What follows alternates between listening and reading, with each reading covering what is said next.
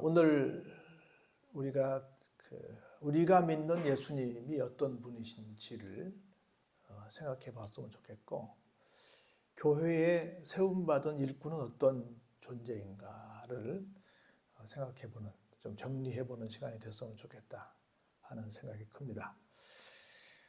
여기 5장 1절에 처음에 대제사장 이렇게 시작을 합니다.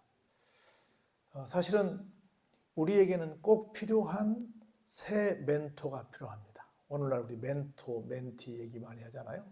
또 슈퍼비전, 슈퍼바이저, 슈퍼바이지 뭐 이런 얘기 많이 하는데, 사회복지에서 아주 한 용어처럼 그냥 일상적인 말처럼 쓰고 있는 말 중에 하나들이 그런 말들인데, 멘토 그러면 나를 잘 알아서 나에게 잘 어떤 상황 때마다 코치해서 나를 안정된 길로, 성공하는 길로, 행복한 길로 인도해 주느니, 이렇게 아마 설명하면 될 거라고 생각이 듭니다. 그런 맥락에서 우리에게는 새 멘토가 필요합니다. 하나는 내 인생의 왕이 필요하십니다. 또 하나는 내 인생의 예언자, 선지자가 필요합니다. 하나는 내 인생의 제사장이 필요합니다. 다 왕도 필요하고 예언자도 필요하긴 합니다. 그런데 그 무엇보다 더 크게 필요한 것이 뭐냐, 저에게 본다고 한다면, 우리는 알고 지은 죄, 모르고 지은 죄가 참 많습니다.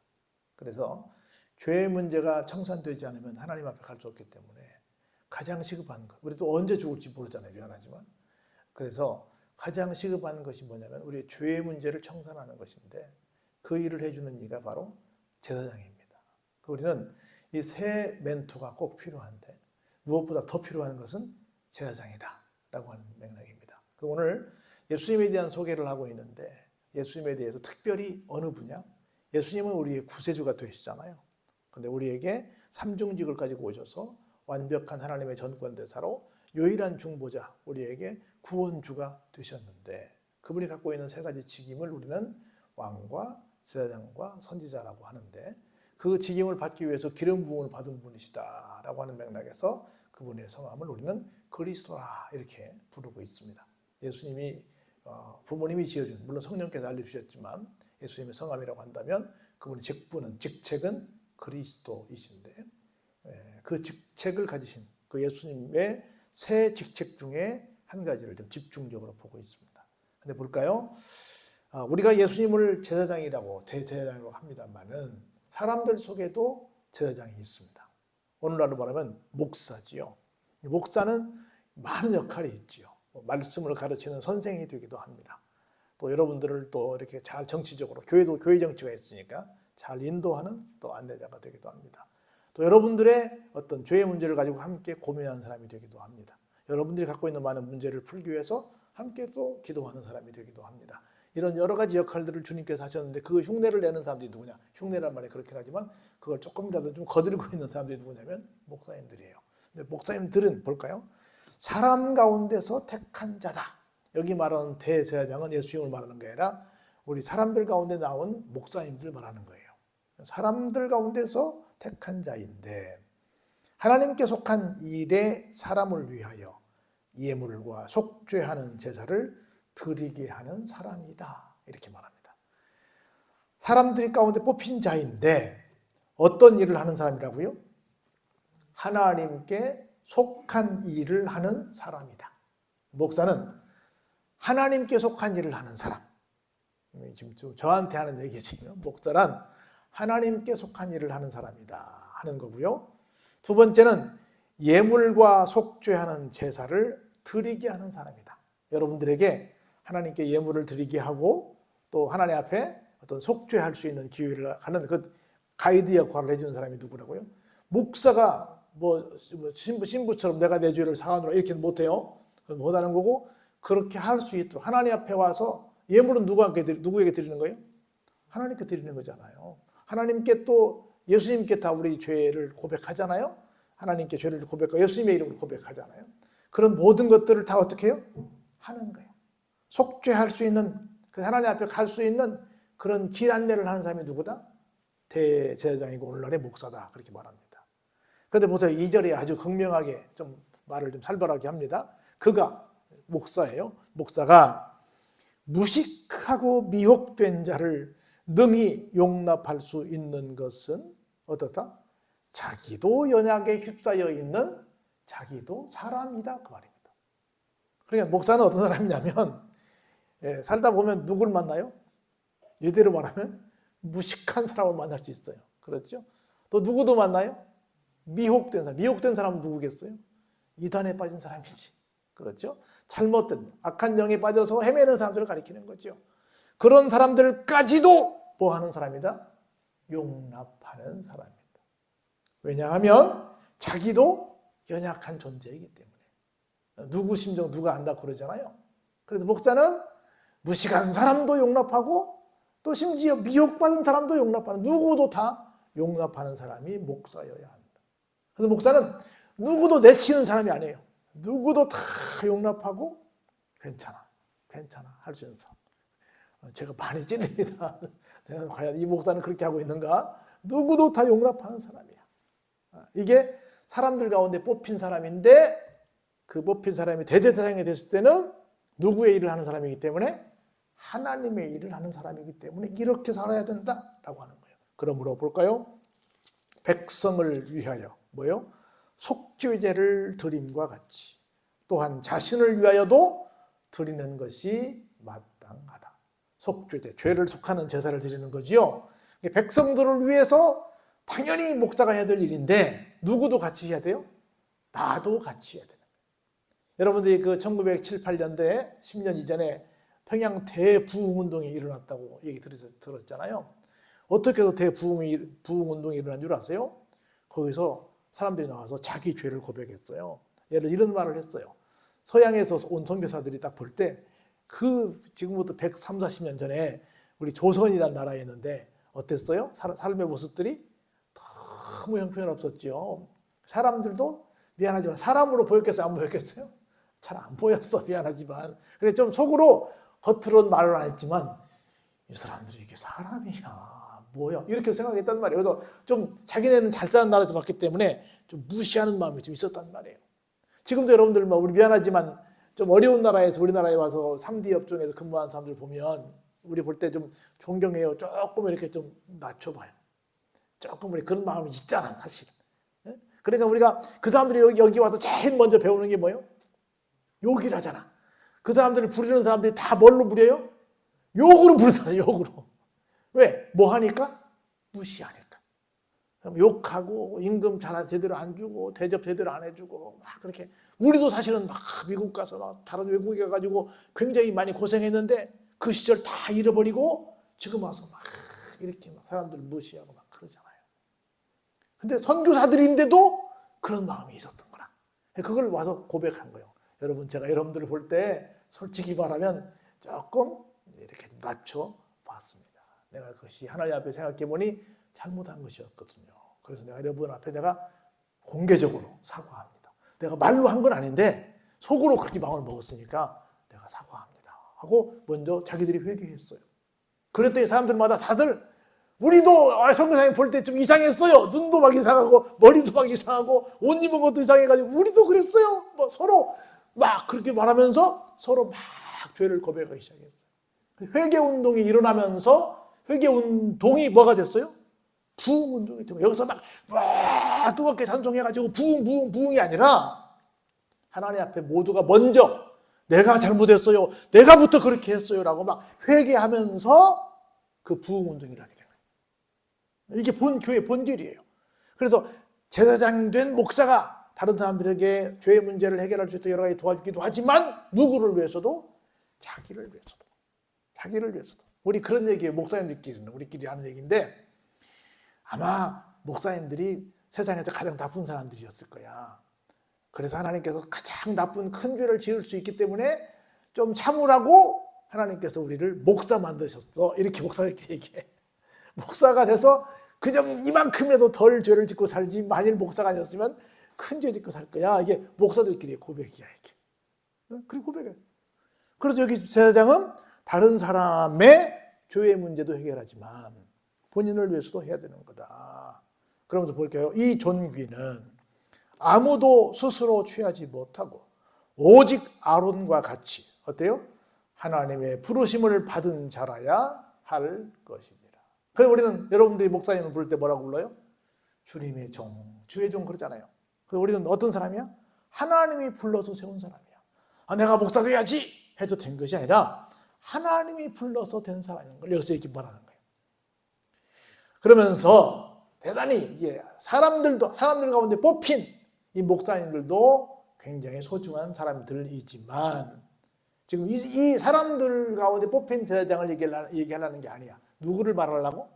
예수님을 말하려고 하기 때문에 그다음부터 예수님에 대한 설명을 하는 거예요. 또한 이와 같이 그리스도께서 대제사장 되심도 어떻게 해요?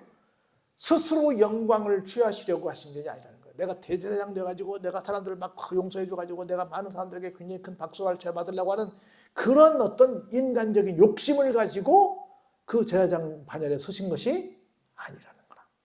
오직 말씀하신 이가 그에게 이르시되, 말씀하신 이는 누구예요? 하나님이죠. 하나님께서, 그는 예수님입니다. 예수님께 뭐라고 말씀하셨냐면 너는 내 아들이니 내가 오늘 너를 낳았다 하셨고, 또한 이와 같이 다른 데서 말씀하시되 내가 영원히 멜기세덱의 반차를 따르는 제사장이라, 이렇게 예수님에 대해서 말씀을 해 주셨어요. 여기 이 기억하고 니은은 어떻게 되었어요? 좀 드렸었죠? 드렸었다는 말은 다른 데서 인용해왔다 그런 말이에요. 기억은 시편 2편 7절에서, 그리고 니은은 시편 110편 4절에서 인용해왔다 해서 이제 인용한 글귀이기 때문에 안으로 드렸었어요. 그렇게 했단 말이에요. 하나님께서 이렇게 말씀하셨어요. 근데 가만히 생각해 보시면, 여러분이 생각할 때 그 유다를 포함한 이스라엘 지파 중에 제사장 지파가 있잖아요. 무슨 지파가 있어요? 레위 지파가 있잖아요. 그러면 예수님은 어느 지파에서 나오셔야 맞아요? 제사장 지파니까 레위 지파에서 나와야지. 근데 레위 지파에서 안 나왔단 말이에요. 그러면 그 지파도 대단히 소중하긴 하지만 예수님은 아주 이례적으로 특별하게 나오셨다는 얘기를 하는 겁니다. 그게 어디라고 말해요? 멜기세덱이라고 하는 특별한 하나님의 반차에서 나왔다는 얘기를 하는 거예요. 그러면 그분은 어떤 분이시냐면, 육체에 계실 때에 자기를 죽음에서 능히 구원하실 이에게 심한 통곡과 눈물로 간구와 소원을 올리신 분이십니다. 그래서 그의 경건하심으로 말미암아 들으심을 얻었어요. 하나님 앞에 통곡과 눈물로 간구와 소원을 올렸는데, 하나님께서 그렇게 기도하시는 예수님이 워낙 경건하셔서 경건하신 분의 기도를 들으셨다 안 들으셨다? 들으셨다라고 말씀해 주시는 겁니다. 왜냐하면 그가 어떤 분이신데요? 아들이시면서도 어때요? 아들이시면서도 받으신 고난으로 말미암아 뭘 배웠어요? 순종함을 배우셨어요. 그래서 예수님은 어떻게 되셨다? 온전하게 되셨어요. 그래서 예수님께서 어떤 분이신가 한번 9절 한번 같이 볼까요? 시작. 자기에게 순종하는 모든 자에게 영원한 구원의 근원이 되셨다. 할렐루야. 영원한 구원을 받는 사람, 영원한 구원을 받을 자격이 있는 사람이 누구다? 온전해지신 예수님께 순종하는 사람이다. 할렐루야. 그 말은 우리는 예수님을 우리의 무엇으로 모시고 살아요? 우리의 주인으로 모시고 살지. 그럼 우리가 예수님을 부를 때 뭐라고 불러요? 주님이라고 부르잖아요. 주님은 주인님이란 뜻이야. 그 주인님에게 우리는 종이란 말이죠. 그러면 종된 우리는 주인님에게 어떻게 해야 돼요? 순종해야지. 순종하면 뭘 받아요? 구원을 받는데, 어떤 구원을 받아요? 영원한 구원을 받는다는 거예요. 할렐루야. 그래서 하나님께 멜기세덱의 반차를 따른 대제사장이라 칭하심을 받으셨느니라. 특별한, 사람들 가운데 뽑힌 목사님도 대단하시지만 특별히 예수님은 더 특별하신 대제사장이 되신다. 그분이야말로 정말 온전하신 분이셔서 하나님께 드리는 기도마다 다 응답이 되심으로 말미암아 그분이 온전케 되셔서 그분께 순종하는 모든 사람들은 무엇을 받게 된다? 영원한 구원을 받게 된다. 그래서 우리가 우리의 주인을 선택하는데 예수님을 선택한 것이 가장 잘한 일이다라고 하는 겁니다. 예수님께서 나의 주인이 되신 것이 가장 복이다라고 하는 걸 깨닫고 이 시간도 감사하시기를 바랍니다. 근데 볼까요? 멜기세덱에 관하여는 그 말이에요. 이건 그냥 단순히 문장으로 멜기세덱을 말하는 게 아니에요. 하나님께서 특별하게 사람들 가운데 뽑은 이 대제사장들 많이 있지만 특별히 예수님께서 그 반차에서 나오셨는데 그것에 대해서 예수님이 특별하신 대제사장이 되신 것에 대해서는 할 말이 어떻다? 너무 많다. 많지만 설명하기가 어렵다. 왜냐하면 여러분들이 듣는 것이 둔하다. 그 기가 막히게 왜 예수님만이 이 세상에서 유일한 중보자가 되실 수 있는지를 설명하면 사람들이 그 말을 잘 들어요, 못 들어요? 뭐 공자님도 훌륭하고 부처님도 훌륭하고 뭐 훌륭한 사람들이 많은데 왜 꼭 기독교인들은 예수님만 믿으라고 그러니까 이렇게 막 따지잖아요. 그것처럼 사람들이 어때요? 듣는 것이 둔해. 이방인들은 당연히 둔한데 심지어 누구도 둔해? 교회 안에 있는 사람도 둔해. 그래서 좀 얘기해주고 싶은데 너희들이 둔해서 내가 할 말이 많지만 말을 다 못한다. 이렇게 지금 말씀하고 계신 거예요. 그러면서 지적합니다. 12절에 때가 오래되었다. 무슨 얘기예요? 여러분들이 예수 믿는다고 교회를 드나든 지가 오래되었다. 그러면 지금 정도면 뭐가 돼야 돼요?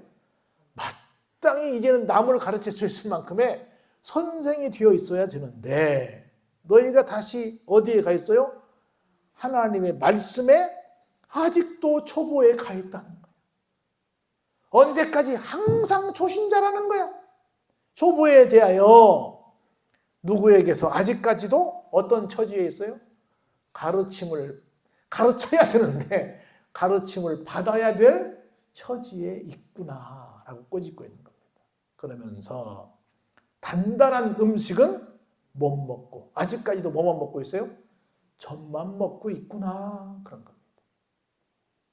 이제는 좀 혼나도 좀 이길 수 있고 좀 힘들어도 교회에 올 수 있고 뭐 어지간한 연단 뭐 훈련 이런 것도 좀 감내할 수 있어야 되는데 지금도 그냥 항상 아이고 너 잘한다 그냥 이렇게 해줘야만 겨우 교회에 나올 수 있는 그런 입장에 지금까지 계속 있다. 그런 아직도 젖을 먹고 있는 그런 연약한 초신자이기에 내가 좀 예수님에 대해서 많은 얘기 좀 해주고 싶은데 연약하다는 것은 귀가 좀 쉽게 말하면 수준이 낮다는 게 높다는 거예요. 수준이 낮아서 좀 중요한 얘기를 해줄 수가 없구나. 해봤자 어때요? 못 알아들으니까 하고 싶은데 내가 못한다. 그렇게 지금 얘기하고 있는 겁니다.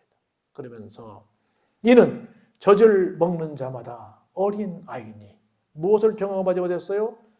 의의 말씀을. 의는 하나님이죠. 예수님이시죠. 의는 하나님의 말씀, 예수님의 말씀을 경험하지 못한 사람이 되고 말았기 때문에 참 안타깝다라고 지금 안타까운 마음을 표하고 있는 겁니다.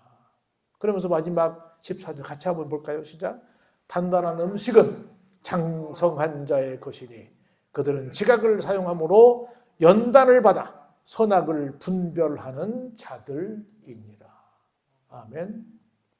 단단한 음식은 누구의 것이에요? 장성한, 다 잘한 사람의 것이에요. 그래서 그들은 뭘 사용해? 지각, 생각을 사용한다는 거죠. 생각을 사용함으로 생각이 있어서 혹시 연단을 받으면 삐지지 않고 어떻게 해요? 연단을 통해서 어떤 것이 선인지 어떤 것이 악인지를 분별해서 하나님께서 원하시는 방향으로 간다는 거야. 근데 어린아이 같은 신앙인들은 연단을 받으면 어떻게 해요? 삐져서 정상적인 신앙생활을 못하지요. 그래서 우리가 어떤 것에 박사가 되어야 되냐면 성경의 박사가 되어야 되는데 성경은 여러분이 아시는 것처럼 구약 39권과 신약 27권 모두 66권으로 되어 있는데 구약은 오실 예수님에 대해서 신약은 오신 예수님과 다시 오실 예수님에 대해서 설명하고 있는 다시 말해서 예수님에 대한 책이에요. 신구약 통틀어서 성경의 주인공은 누구세요? 예수님이세요. 그래서 예수님에 대한 말씀을 많이 들어야 되는데, 그래서 예수님에 대한 것을 많이 경험해야 되는데, 그런데 이것을 아직도 못 듣고 있다는 거야. 그리고 예수님에 대한 얘기를 좀 해주고 싶은데 아직까지도 뭐만 먹고 있어요? 전만 먹고 있어.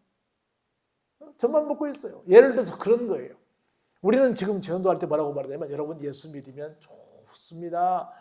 막 출세하고요, 뭐 막 복 받고요, 뭐 막 세상 오만 좋은 얘기 다 해줍니다. 근데 가만히 생각해 보세요. 예수님 믿었던 예수님의 12제자를 보세요. 여러분, 한 사람 가룟 유다는 자살해 죽었습니다. 나머지 사도 요한은 단모섬이라고 하는 정말 척박한 섬에서 정말 어렵게 마지막까지 보냈어요. 나머지 제자들은 다 어떻게 됐어요? 다 순교당했습니다. 그리고 마지막 사도라고 하는 사도 바울도 정말 공부 많이 해서 그냥 세상적으로 볼 때는 출세가 보장된 사람이었는데 예수님 선택했다고 됐어요. 여러분, 이렇게 돌 규정해 놓고요, 거기다가 목 놓고 위에서 돌로 쳐서 목이 댕그당 떨어져 나가서 죽었어요. 예수님 믿은 사람들이 조금 잘 먹고 잘 산다도 있을 수 있겠지만 굉장히 이 전도 선교하면서 어려움을 많이 당했어요. 해피엔딩, 세상 말로 말하면 해피엔딩이 아닐 세상에서는 해피엔딩이 아닐 수 있다 그 말이죠. 그렇게 보냈어요. 얼마나 많은 희생을 했어요. 그랬는데 오늘날 우리 교회에서는 뭐라고 말해요? 항상 아니야, 잘 돼, 아니야, 복 있어. 계속 어떤 우리 교회로 하는 말이죠. 기복 신앙 내지는 번영 신앙, 이런 것들만 계속 이야기해서, 아니야 여러분 그래도 희생해야 됩니다, 여러분 뭐 충성해야 됩니다, 막 이렇게 그 반대 얘기를 하면, 아이고 힘들어, 그 목사님 설교 듣기 힘들어 죽겠어, 우리 일주일 동안 죽으라고 일하고 하는데 교회 와서 위로 좀 해주시지 왜 죽도록 충성하라고 하십니까? 우리 힘들어요. 이렇게 나올 수도 있다. 그러니까 목사님들이 항상 늘 그냥 축복하고 위로하고 격려하고 응원하고 뭐 이런 얘기만 계속하고 있는 거예요. 좀 이제는 어떤 때는 막 이놈도 해야 되는데 이놈 했다가는 큰일 나는 거예요. 여러분, 뭐 칼빈은 예배 시간에 좋은 사람 갖다 감옥에 집어넣어버렸어. 이런 일들이 있었는데, 여러분 예배 시간에 좋은다고 감옥에 집어넣으면 뭐 교회 나오겠어요? 여기만 교회입니까? 어떻다는 거지. 이게 뭐냐는 거죠. 나는 얼만큼 단단한 음식을 먹고 있는가를 한번 생각해 보자는 겁니다. 나는 얼마나 예수님에 대해서 많이 알고 있는가를 생각해 보자는 거예요. 그래서 좀 힘들어도 우리 오집사님 대장동에서 일하고 여기까지 뛰어오는 것처럼 예배 시간은 교회 가야지 하는 마음으로 뛰어와서, 내가 뭔가 내가 하나님 앞에 약속한 거니까, 예배 드리는 건 약속이잖아요. 교회를 다닌다는 것은 선약이잖아. 내가 예배 시간을 지키겠다는 거잖아요. 그래서 그런 것들을 좀 어른답게 좀 지킬 수 있는 사람들이 되는 것이 얼마나 좋을까. 그래서 우리가 할 말이 많은 주님의 말씀을 좀, 하실 말씀이 많은 주님의 말씀을 들을 수 있는 수준 있는 사람이 되자. 언제까지 어린아이처럼 전만 달라고 할 것인가. 이제는 좀 딱딱한 것도 좀 먹읍시다 라고 하는 거예요. 할렐루야. 그래서 여러분의 믿음이 좀 성장하셔서 여기서 약속했던 것처럼 주님의 말씀에 온전히 순종해서 영원한 구원에 이르는 여러분 다 되시길 주의 이름으로 축원합니다.